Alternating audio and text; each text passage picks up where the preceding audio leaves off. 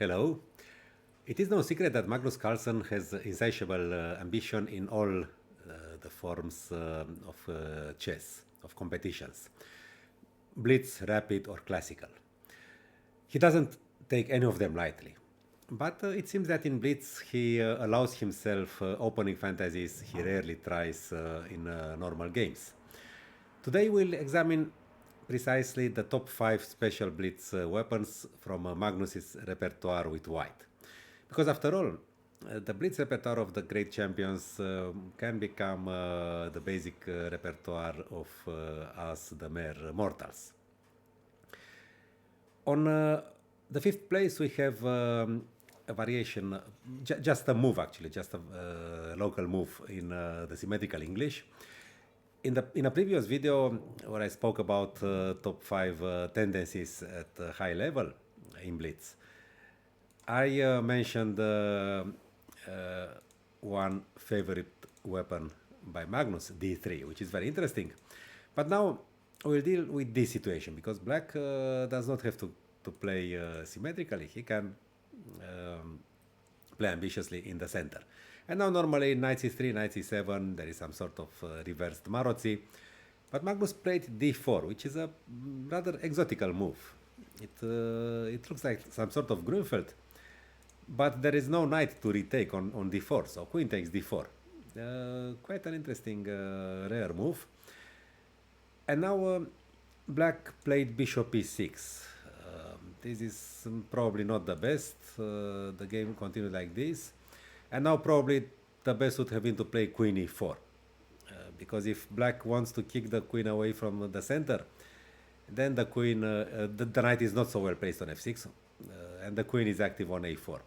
After queen a4, knight b6, that was less clear. But Magnus found dynamic ways to play this structure. After g5, he sacrificed the piece, and he got very good compensation for it. Okay, actually, at this stage, he's already winning. Number 4 goes to his Magnus's original interpretation of the Grand Prix attack. Okay, these are the initial moves.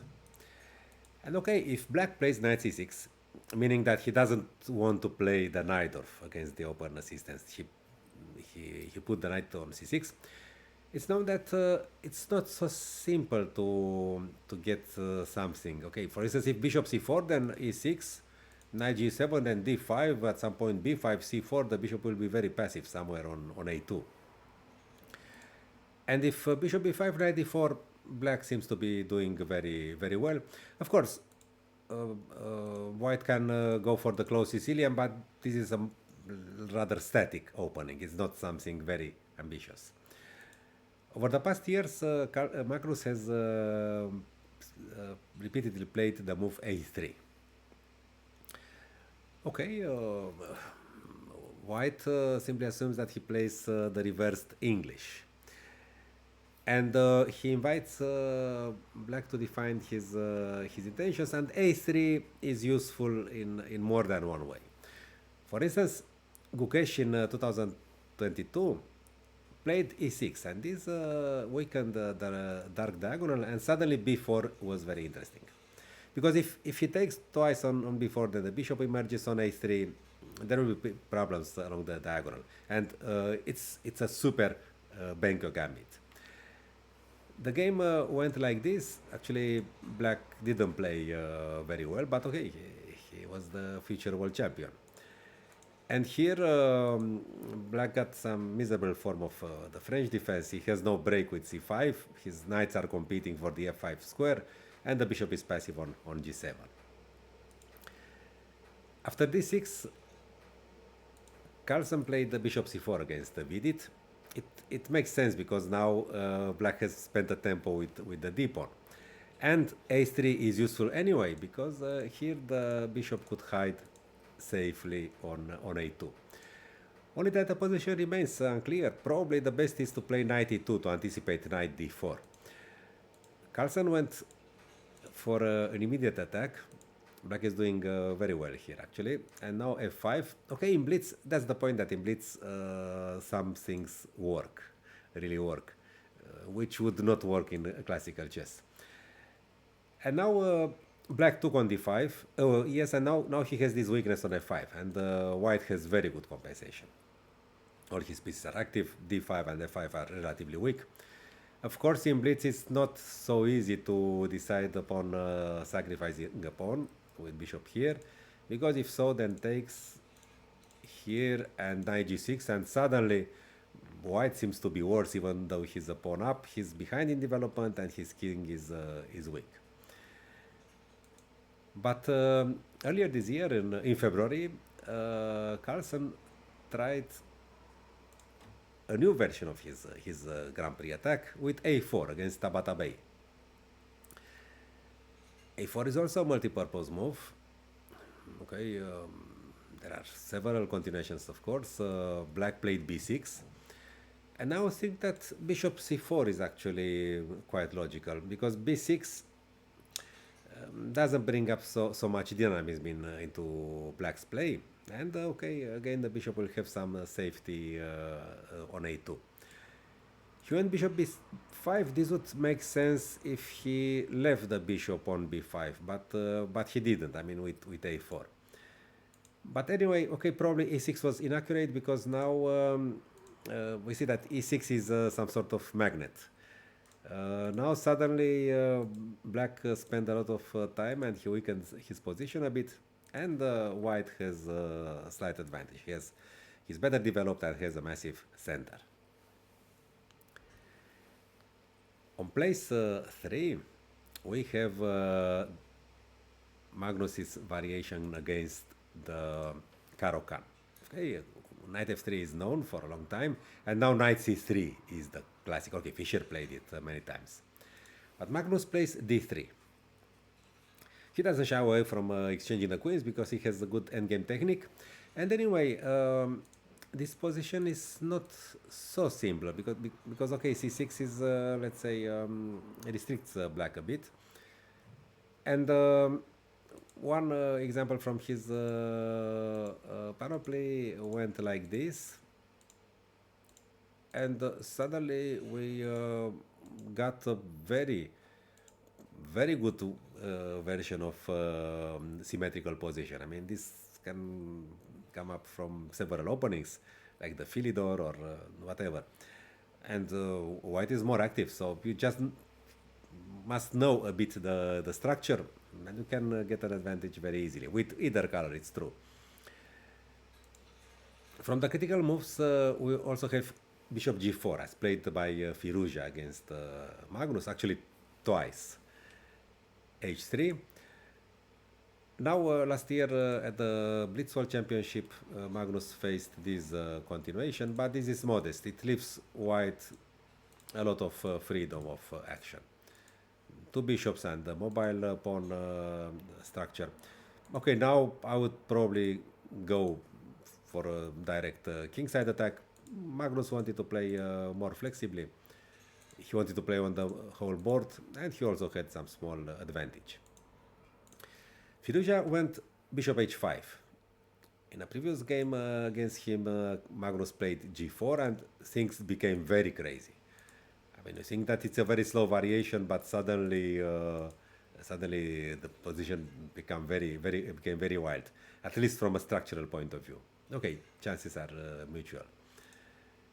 He also played queen e2 to avoid already the queen exchange, and now g4 and h4, and he had some advantage against Pragnananda in 2024.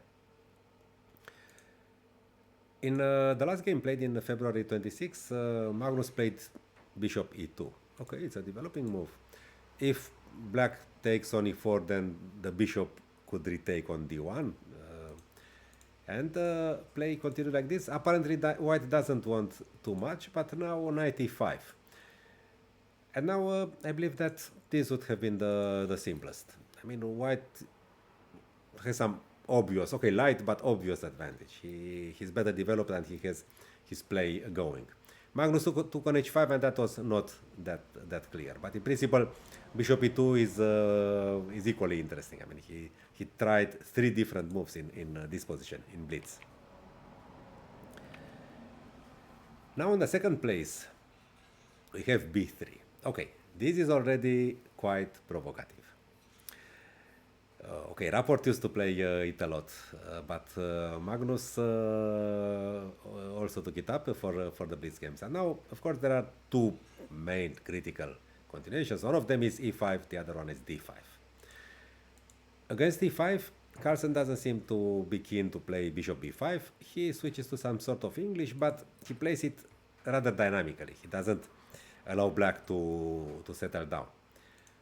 Okay, here and now bishop c5. Okay, this is very playable, of course. But okay, white will break in the center later. e3, d3. His bishop looks very nice. Okay, it's quite playable. Firouzja played. No, sorry. This is not Firouzja. This is Nakamura. Played bishop c5. And there is a famous game between Larsen with white and Spassky at USSR World match, the match of the century, where Larsen got crushed in 19 moves, I believe, something like that. Because, okay, here white doesn't have anything and black is so well developed. But Magnus played knight f5. He didn't repeat Larsen's mistake. And things became very interesting. Queen takes d5, knight g3. Suddenly there are some troubles with the pawn on e4. Check queen here. And now queen b1. Queen e2 was also good. Queen b1, he exchanged. And white has the more compact structures. His pieces are well placed, and probably now was the time to fight a bit for space. He has a massive center and the g file for an attack. The bishop is also targeting g7. Okay, let's switch now to d5, bishop b2. And now, first of all, just to mention, because c5 is another important move, and then e3 is usually played, and Magnus also played it. He also tried e4, which is some sort of interesting gambit. If so, then white retrieves the pawn with an active bishop on b2. After d4, he exchanged his bishop in this closed position, and then he regrouped in such a way. It's a perfect King's Indian. Probably the best would have been either g4 or queen h3 to defend the h file and prepare bishop h6 with initiative to white. But bishop g4 is really annoying, because now you cannot play e3, you cannot play knight. Okay, if you play knight f3, he takes on f3. So then the critical move is f3. Quite ugly, but not without ideas. If bishop here, then probably e3 is the most flexible with several plans. h4 followed by g4 is one of them. c4, knight h3, knight f4. Okay, it's a complex fight.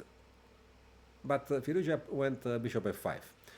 Personally, now I would now consider f4 to play knight f3. But Carlsen plays more dynamically. e4, another neo-romantic pawn sacrifice. If black doesn't accept it, then okay, the position is relatively normal. Magnus had this with white already against Hansen in 22. If now here, then the bishop is lost. And the game went like this: knight e4, and okay, it's a position. It's nice to have such a position with white. I'm not sure if it's an advantage, but okay, you can always play something like that. Actually, he won. Of course, the critical continuation is the d takes e4. And now Magnus played queen e2. Actually, it makes sense to delay the queen's development, because here we reach f3 without waste of time. And actually white has a huge advance in development. And if knight f6, then g4, queen e2 finally, and now take with the knight. And okay, white has very good development for the pawn. Okay, my only question is why didn't Firouzja take on f3? No, but okay, he went knight c6, and the game continued like this. And now Magnus blundered with long castle and bishop h5. He lost an exchange. But actually, his position is interesting here. Again, in such hypermodern positions, it's hard to say an advantage, but I would prefer to play with white. More space, the king looks relatively safe, and black might have problems with his king. And now our champion, the King's Gambit. An opening which has almost disappeared from modern practice. Okay, for a long time already. The main problems here for white is that, okay, if he plays knight f3, which is the main move, then after g5 the knight will be exposed. If h4, then g4. If he goes bishop c4 so that he can meet queen h4 with king f1, then the bishop is exposed there and the main line goes something like this, followed by d5. And Magnus played an old favorite by Steinitz. Steinitz, the preacher of positional chess,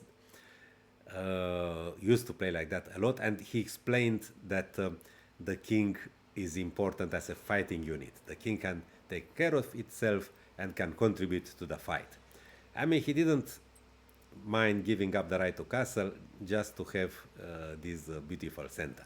Of course, if now g5, then h4, and there is no g4 attacking the knight. So this is the critical move. The king walks in. There is a game by Steinitz where he went like this. Now g5, knight d5, king f2, and after d6, which was not good, knight c7 is probably best. Then after h4, black suddenly had some problems of stability. But it's just one of the many games played by Steinitz with this variation. Okay, d6 is the main line. Knight f3, bishop g4, bishop takes f4. Everything is according to Steinitz games, and Magnus had two games from this position. In one of them, black took here at once, and actually this was just wonderful for white. I mean, the king is safe now, and white has the center, two bishops, and a better development. And okay, black tried to free his position, but then lost the exchange. This was, I don't know, Le-T. Makarian, earlier this year, played knight f6. And then, of course, the same as Steinitz, king e3, attacking the queen. Queen here, h3. And now black took on f3. Okay, maybe this was more consistent, but then bishop b5. Okay, I mean, to go to castle long, exposing your king to bishop b5. Okay, not everybody is ready for it. But in any case, the game went like this. He played bishop b5 anyway. And now, okay, there are many good moves. For instance, king f2. I mean, just to complete development. White is better developed. He just has to retreat a bit with his king. But no, he went for the attack, and actually, it's not an attack. It's the classical meaning of the King's Gambit. Whenever I thought of playing the King's Gambit, my dream was to reach a better ending from a position of force. And this is what Magnus also did here.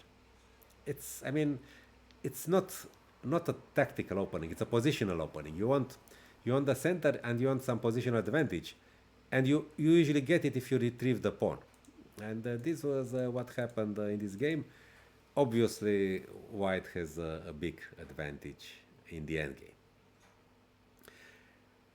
I find at least some of these ideas useful for me. I may use them, and I hope that you enjoy them, and maybe you can try some of them in Blitz, or maybe in normal chess, classical chess.